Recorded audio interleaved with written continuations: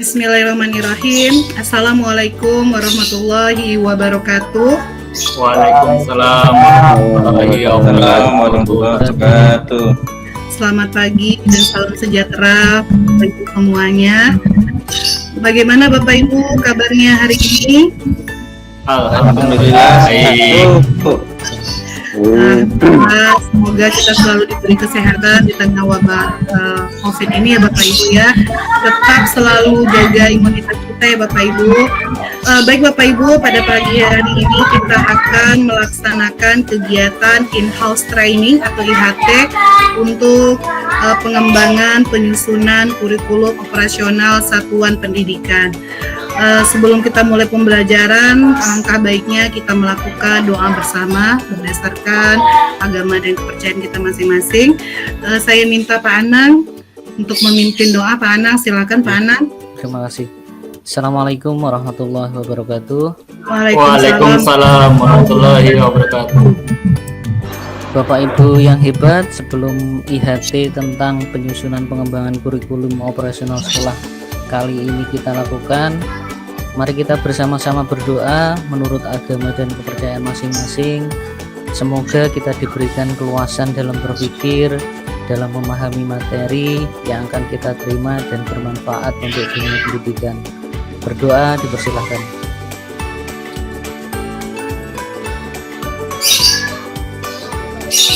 Berdoa selesai. Wassalamualaikum warahmatullahi wabarakatuh. Waalaikumsalam warahmatullahi wabarakatuh. Terima kasih Pak Anang. Bapak Ibu, sebelum kita masuk ke kegiatan pembelajaran kita pada hari ini, sebelumnya saya ingin mengajukan beberapa pertanyaan. Yang pertama itu, apakah Bapak Ibu pernah dilibatkan dalam penyusunan pengembangan kurikulum di sekolahnya? Silakan Pak Willy. Oke, terima kasih Bu atas kesempatan yang telah diberikan. Jadi untuk di Ketapang sendiri, di SMK Negeri 2 Ketapang ini, saya pernah dilibatkan di dalam penyusunan kurikulum sekolah. Kemudian langkah pertama yang bisa saya bagikan, saya ceritakan, itu kepala sekolah bersama wakil kurikulum itu membentuk tim penyusun kurikulum. Setelah tim itu terbentuk, anggotanya terdiri dari guru, kemudian ada komite sekolah, kemudian ada pengawas pembina, dan juga perwakilan dari beberapa guru. Nah, di sana kami mulai mengadakan workshop untuk penyusunan. Nah, penyusunan draft dari dokumen kurikulum tersebut. Setelah draft itu terrealisasi, sudah jadi, maka langkah selanjutnya yang dilakukan oleh sekolah itu mengundang dari beberapa industri yang disesuaikan dengan kompetensi yang dimiliki oleh SMK Negeri 2 Ketapang. Nah, di sana industrinya ada 8, diundang semua untuk mengadakan workshop. Kemudian di sana dikaji kembali draft yang sudah disusun oleh pihak sekolah bersama komite dan pengawas itu tadi, disesuaikan dengan keinginan industri. Jadi industri itu ingin seperti apa nanti kompetensi anak setelah lulusan dari SMK kami. Nah, setelah dikaji, kemudian dapat revisi dari industri. Nah, dokumen tersebut dibawa ke provinsi untuk disahkan. Nah, mungkin itu Bu yang bisa saya bagikan untuk pengalaman selama menjadi tim penyusun pengembang kurikulum ini. Baik Pak, terima kasih Pak atas masukannya dan tanggapan. Silakan bagi peserta yang lain, mungkin Pak Pagu ingin menanggapi atau memberikan ini tanggapan Pak, silakan. Baik, terima kasih Bu Dewi. Assalamualaikum warahmatullahi wabarakatuh. Sama-sama. Silakan Pak. Ya. Waalaikumsalam warahmatullahi wabarakatuh. Selamat pagi. Jadi pengembangan kurikulum keterlibatan saya di SMK Negeri 2 Tarakan itu pada dasarnya hampir mirip dengan dari Pak Weli. Dimulai dari wakaf kurikulum itu mensosialisasikan kepada sekolah tentang peraturan dari Dirjen yang berisi tentang kurikulum, kemudian SKDP juga yang berisi tentang KIKD.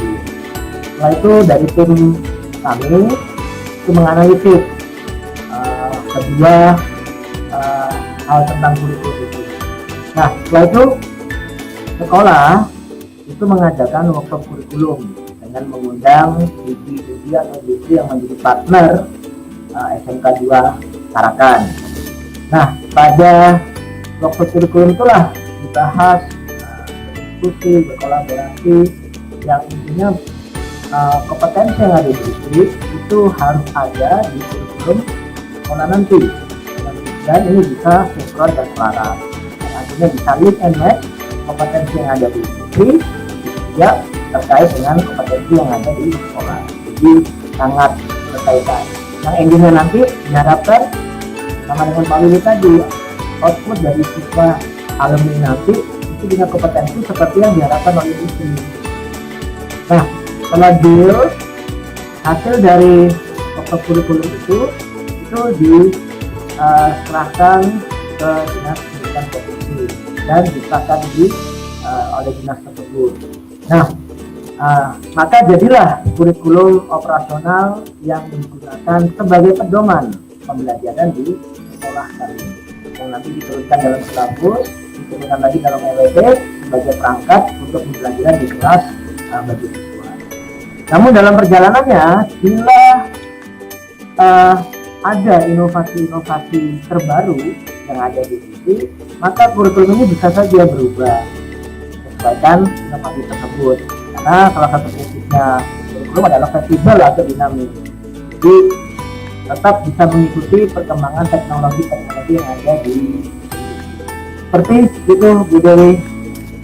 Ya, terima kasih Pak Fagu dan Pak Weli, luar biasa ini share pengalaman di sekolahnya. Mungkin sedikit saya tambahkan ya Pak ya, kalau kita untuk menyusun pengembangan ini kurikulum itu, penyusunan kurikulum itu, setiap kita melakukan kegiatan ataupun acara seperti melakukan rapat, mengundang industri ataupun rapat internal ya Pak ya, itu mohon dibuatkan berita acaranya, daftar hadir, dan notulennya ya Pak, agar bisa nanti dijadikan sebagai dokumen pada akreditasi sekolah Pak nanti itu Pak. Kemudian sedikit lagi itu satu, kalau untuk langkahnya itu saya rasa semua sekolah hampir sama ya Pak, penyusunan tim pengembangan kurikulum, kemudian nanti rapat internal terlebih dahulu, dibuat draft, kemudian nanti disetujui kepala sekolah, kemudian nanti disosialisasikan atau disesuaikan dengan industri, kemudian nanti kalau ada revisi yang sesuai dengan kondisi sekolah berdasarkan SKKN ini itu dimatchingkan dengan keadaan kondisi sekolah. Kalau nanti ada yang tidak sesuai maka tidak kita gunakan ya Pak ya. Itu mungkin revisi, kemudian baru disahkan lagi oleh kepala sekolah, kemudian baru kita bawa ke dinas pendidikan setempat. Begitu ya Bapak Ibu ya, menurut saya dan pengalaman dari kawan-kawan. Baik Bapak Ibu, kita lanjutkan lagi untuk penyampaian materi. Saya share dulu ya presentasinya. Bapak Ibu udah kelihatan? Ya, sudah. Siap, sudah. Ya, baik Bapak Ibu, untuk hari ini kita masuk pada materi prinsip pengembangan kurikulum operasional di satuan pendidikan. Adapun tujuan pembelajaran yang ingin kita capai nantinya diharapkan Bapak Ibu mampu memahami pengertian kurikulum itu sendiri dan prinsip-prinsip pengembangan penyusunan dari kurikulum operasional satuan pendidikan. Yang kedua, yang pertama ya Bapak Ibu, yang kedua peserta mampu mengidentifikasi prinsip-prinsip pengembangan penyusunan kurikulum operasional satuan pendidikan. Sebelumnya kita bahas dulu sedikit mungkin Bapak Ibu, istilah kurikulum ini tidak asing lagi bagi Bapak Ibu semua sekalian di sekolah ya Bapak Ibu ya. Kurikulum itu merupakan kurikulum operasional di satuan pendidikan, memuat seluruh rencana proses belajar yang diselenggarakan di satuan pendidikan di sekolah ya Bapak Ibu ya, yang digunakan sebagai pedoman seluruh penyelenggaraan pembelajaran. Jadi seluruh proses pembelajaran itu bisa kita ketahui, bisa tergambar, termuat di kurikulum operasional. Baik Bapak Ibu, kita lanjut. Prinsip pengembangan kurikulum operasional di satuan pendidikan. Yang pertama itu adalah berpusat pada peserta didik. Berpusat pada peserta didik di sini dimaksudkan bahwa pembelajaran harus memenuhi potensi, kebutuhan, perkembangan dan tahap belajar serta kepentingan dari peserta didik itu. Kemudian untuk karakter mungkin lebih ditekankan pada profil pelajar Pancasila yang menjadi rujukan pada semua tahapan dalam penyusunan kurikulum operasional sekolah.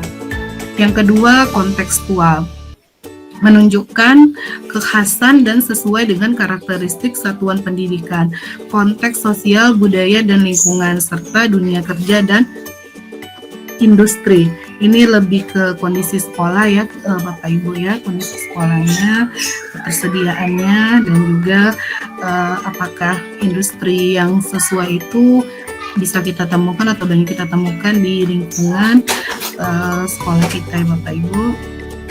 Kemudian yang ketiga itu esensial. Esensial itu merupakan semua unsur informasi penting atau utama yang dibutuhkan oleh para pemegang kepentingan tentang kurikulum yang digunakan di satuan pendidikan dapat diperoleh dari dokumen kurikulum. Jadi bahasanya itu yang mudah dan lugas, mudah dipahami, lugas dan tidak mengulang naskah atau kutipan yang sudah ada di naskah lain.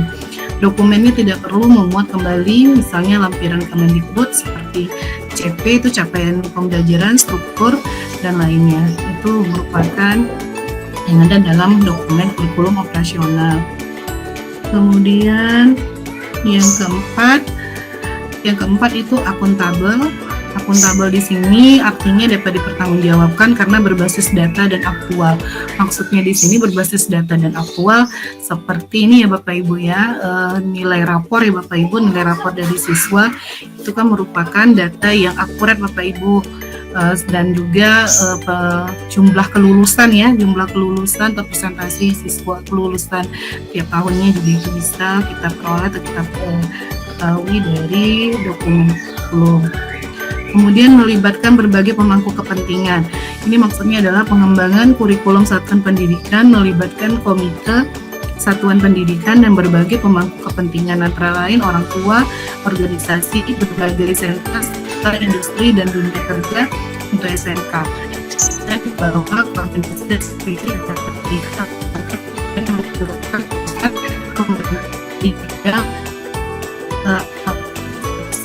sesuai dengan kewenangannya. Berarti di sini yang seperti dijelaskan di awal tadi oleh Pak Weli dan Pak Pagu tadi ya, bahwa melibatkan seluruh aspek warga sekolah, industri, komite sekolah, dan dinas pendidikan yang terkait ya Bapak Ibu ya. Demikian Bapak Ibu yang bisa saya jelaskan untuk pemaparan pemaparannya ya, pemaparan bahan ajar kita hari ini atau materi kita hari ini. Untuk selanjutnya kita lakukan tanya jawab saja. Ini sudah ada ya tanya jawab dan diskusi ya Bapak Ibu ya.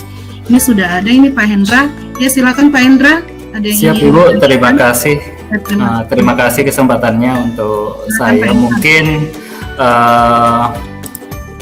Mungkin saya lebih ke pembagi pengalaman teman-teman tentang bagaimana sih peran industri selama ini di sekolah masing-masing. Kira-kira pengalamannya seperti apa? Mohon infonya dan bisa dibagi ke kita semua.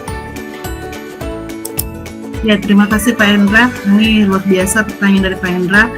Bagi Bapak Ibu yang ingin menanggapi atau memberi masukan dari pertanyaan Pak Hendra ini, dipersilakan. Mungkin Pak Florensius dulu, Pak Florianus. Nah, silakan Pak Florianus. Oke, terima kasih Bu Dewi. Ya, silakan. Dengar enggak? Oke, baik. Saya menjawab pertanyaan dari Pak Hendra tadi. Nah, di sini saya sampaikan dulu, ini berkaitan dengan proses penyusunan kurikulum operasional di sekolah saya. Tapi memang kalau secara idealnya itu seperti yang disampaikan Pak Weli dan Pak Pagu tadi memang seperti itu. Tetapi kalau di sekolah saya realnya, karena mungkin saya belum lama juga di sini, saya juga belum masuk di dalam atau belum pernah ikut dalam proses pengembangan kurikulum di sekolah saya. Dan mungkin kedepannya karena saya juga baru belajar mengenai kurikulum baru ini, yaitu pembelajaran paradigma baru, mungkin di situ mungkin saya bisa dilibatkan. Tapi untuk keterlibatan dunia industri, memang pada awalnya pas sekolah ini didirikan 7 tahun yang lalu, ini ada pemangku kepentingan yang mengajak beberapa industri, termasuk di salah satunya di sini kalau kami ada perusahaan logging PT Alas Kusuma. Itu memang dari awal dia membantu termasuk dalam penggajian guru kalau tidak salah waktu itu. Kemudian ada perusahaan sawit. Sehingga apa? Karena sekolah kami memang baru, belum ada fasilitasnya sama sekali, termasuk SDM-nya itu ataupun gurunya. Itu awalnya itu memang dari perusahaan yang membantu, termasuk tenaga pengajarnya, kemudian tempat prakteknya. Karena memang baru, jadi kami sarananya belum memadai, sehingga penyelarasan kurikulum kami sampai dengan saat ini itu menyesuaikan standar atau SOP yang ada di perusahaan, baik di perusahaan logging tadi maupun di perusahaan kelapa sawit. Maka yang membingungkan kami sekarang ini, karena sekolah kami ini juga masuk SMKPK, di mana yang diajukan itu adalah perkebunan. Nah, yang kami yang PKR termasuk akuntansi masih bingung penyelarasan dengan dudinya itu, sedangkan tempat kaminya ini jauh dari istilahnya perkotaan lah, sehingga tidak ada industri atau pabrik kendaraan ataupun dealer besar yang bisa untuk diajak bekerja sama. Itu permasalahan kami saat ini, sehingga kami masih istilahnya bilang kontekstual. Jadi kami mengikuti kondisi yang ada di sini. Jadi masih bergabung dengan perusahaan yang ada, yaitu perusahaan logging maupun perusahaan kelapa sawit. Nah, mungkin itu saja Bu dari saya. Terima kasih, luar biasa ini tanggapan dari Pak Florianus. Gimana Pak Nurhuda, ada yang ingin ditanggapi lagi Pak? Silakan, ingin menanggapi. Ya, baik Bu Dewi, terima kasih atas waktu yang diberikan kepada saya. Ya Pak. Untuk menanggapi permasalahan dari Pak Florianus, ini memang permasalahannya sekolahnya berada di mungkin agak di daerah pedalaman itu ya. Siap, ya Pak. Sehingga DUDI belum sampai ke daerah setempat seperti itu, sehingga kesulitan untuk mencari MOU dengan bengkel-bengkel yang bergerak di bidang otomotif di wilayah itu, seperti itu. Ya. Untuk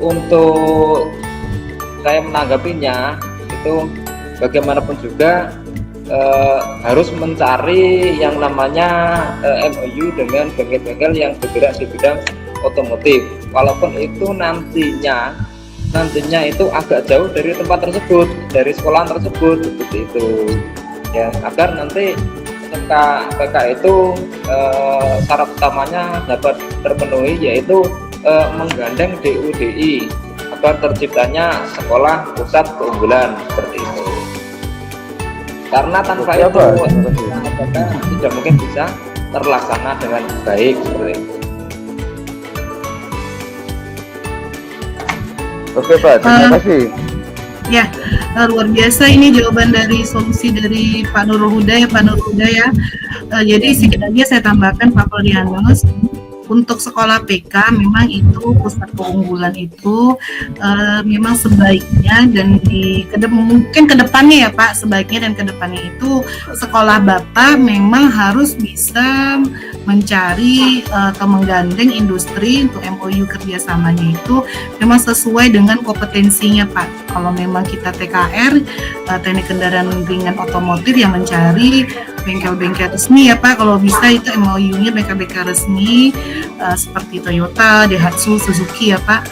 Kalaupun nanti masih ada kendala, mungkin boleh juga dimulai dari bengkel-bengkel yang kecil-kecil dulu ya Pak ya, yang bengkel otomotif yang kecil-kecil dulu. Itu sih Pak kalau menurut saya.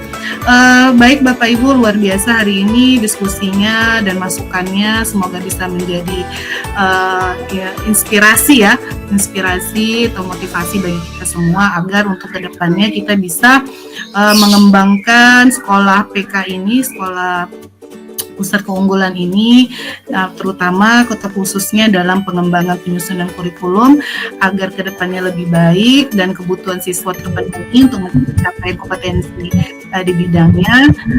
Itu yang bisa saya sampaikan pada hari ini. Jadi untuk refleksi kita pada hari ini, saya minta Pak Anang, silakan Pak Anang untuk pembelajaran kita hari ini. Terima kasih Bapak Ibu. Ya silakan Pak Anang.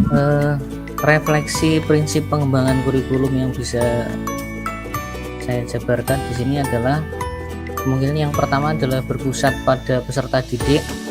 Jadi pembelajaran itu harus sesuai dengan kebutuhan, keunikan, kepentingan peserta didik. Kemudian yang kedua adalah kontekstual, yaitu menunjukkan kekhasan, keunikan, karakteristik dari satuan pendidikan, budaya dan lingkungan kerja, juga pemilihan dari dunia industri yang diajak untuk MOU. Kemudian yang ketiga adalah esensial, yaitu semua unsur yang penting masuk dalam kurikulum tersebut.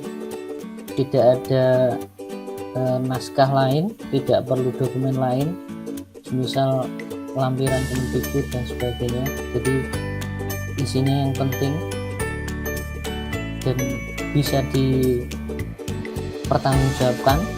Yang keempat ya, akuntabel, yang berbasis data dan aktual. Kemudian yang terakhir adalah melibatkan berbagai pemangku kepentingan dari semua yang terlibat dalam satuan pendidikan tersebut, dari mulai komite, kemudian orang tua, organisasi, dunia usaha, dunia industri, kemudian siswa itu sendiri. Mungkin itu refleksi yang bisa saya berikan. Terima kasih. Terima kasih Pak Anang, luar biasa ini refleksi dari Pak Anang. Peserta yang lainnya, Bapak Ibu yang lainnya, terima kasih atas partisipasinya. Untuk prinsip pengembangan penyusunan kurikulum seperti yang Pak Anang sampaikan tadi, bahwa berpusat pada peserta didik, kontekstual, kemudian esensial, akuntabel dan juga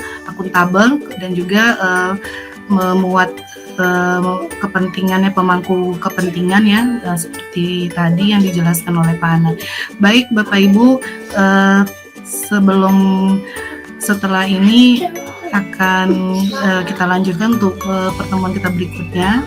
Maka hari ini pembelajaran akan saya akhiri dengan Assalamualaikum warahmatullahi wabarakatuh. Waalaikumsalam warahmatullahi wabarakatuh. Terima kasih Bapak Ibu yang hebat. Waalaikumsalam warahmatullahi wabarakatuh. Terima kasih Bapak Ibu. Mungkin bisa foto bersama ya. Oh ya. SMK bisa. Oke. Vokasi. Literasi. Oke, terima kasih ya Bapak Ibu. Oke, terima kasih Bapak Ibu. Luar biasa hebat. Terima kasih. Saya akhiri dengan Assalamualaikum warahmatullahi wabarakatuh. Waalaikumsalam warahmatullahi wabarakatuh.